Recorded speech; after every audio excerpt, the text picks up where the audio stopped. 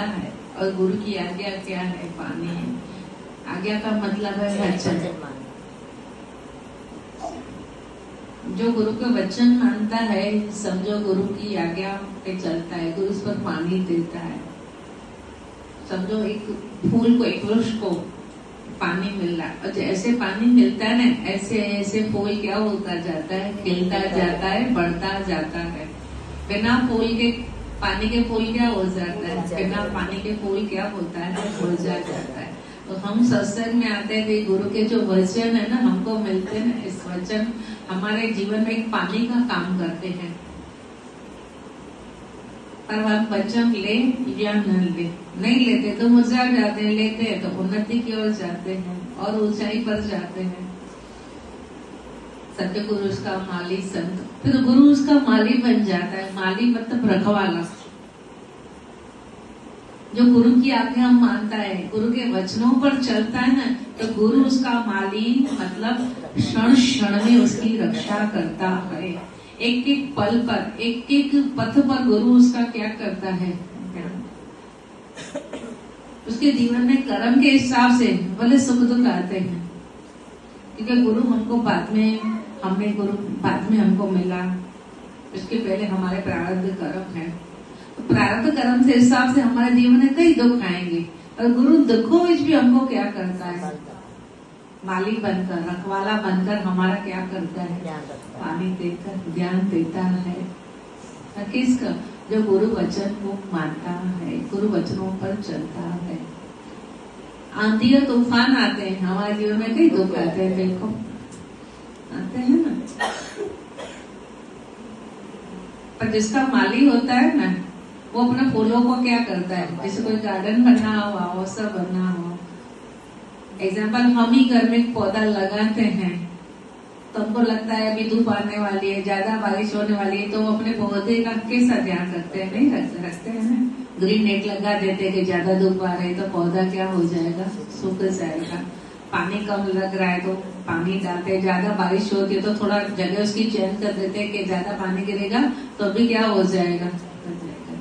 पर जिसका कोई नहीं होता है, वो पौधा क्या हो जाता है?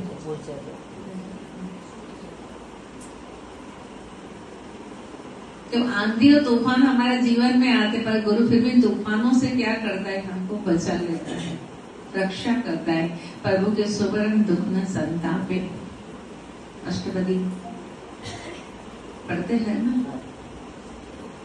पहली अष्टपदी में आता है ना, तो प्रभु के सुवर्ण दुख न संत। दुख आएगा पर वास्तव में यहाँ के पाषाण होकर चला जाता है।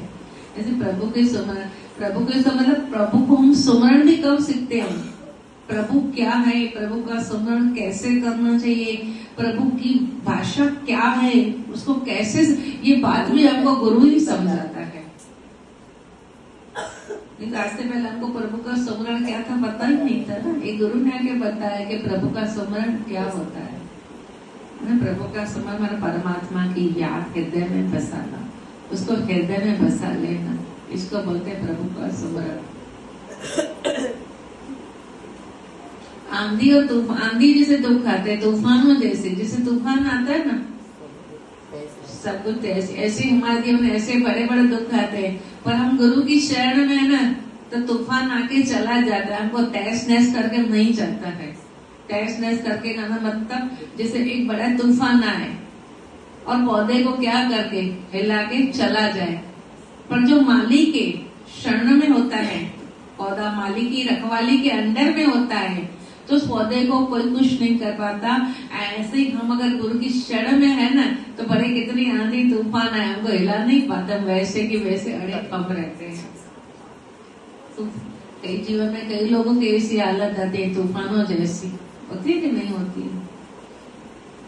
आंधी और तूफान आते हैं, पर ऐसे ही हमारे जीवन में दुख इतने बड़े आते हैं, सुख आते हैं, दुख आते हैं, सुख भी आते हैं। व्यक्ति को क्या करना है, हमेशा बताती हूँ, दुख और सुख व्यक्ति को अहंकारी, सुख आता है तो व्यक्ति को अहंकारी बना के चला जाता है।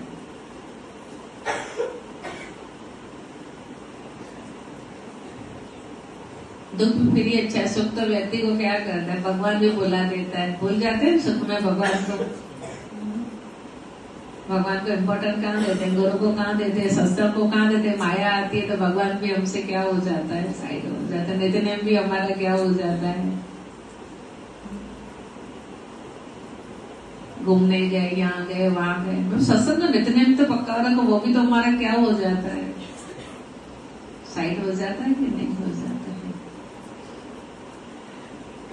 पर गुरु हमारे आंधी और तूफानों में भी रक्षा करता है। बोले पतझड़ से ना घबराना, कोई बात नहीं, आज पत्ते गिरेंगे तो कल लगते हैं ना, नहीं लगते, कोई बात नहीं। आज दुख के दिन आए तो कल सुख के दिन भी तो कहेंगे, बुरे दिन आए तो अच्छे दिन भी तो आएंगे कि नहीं आएंगे, नहीं आएंगे। सदा एक जैसा दिन, एक जैसी रात होती है, मतलब कोई नहीं। आज के बाद भी, पहले भी नहीं, अभी भी नहीं, इसके बाद भी नहीं होगी। और जिसके पास सुख है वो ऐसा सोचता है कि मैं परमानेंट ऐसा रहूंगा, तो वो भी भूल जाए, समय है।